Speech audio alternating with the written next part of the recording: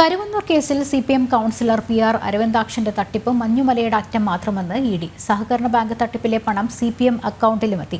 ബാങ്കിലെ ഭരണസമിതി മാത്രമല്ല, പുറത്തുള്ള രാഷ്ട്രീയക്കാരൻ തട്ടിപ്പിന് ഉത്തരവാദിയെന്നും ഇഡി പറയുന്നു. PR അരവിന്ദാക്ഷന്റെ ജാമ്യാപേക്ഷ പരിഗണിക്കുന്നതിനിടെയാണ് ഇഡി ഇക്കാര്യങ്ങൾ കോടതിയിൽ വ്യക്തമാക്കിയത്.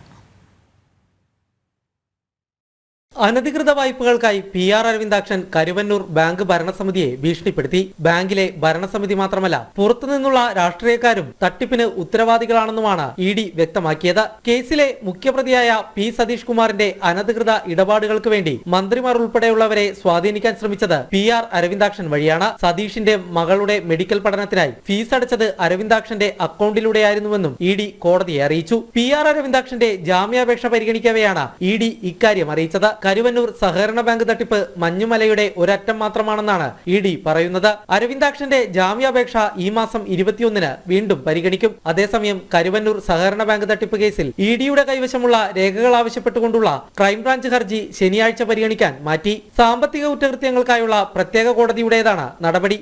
ജനം, കൊച്ചി.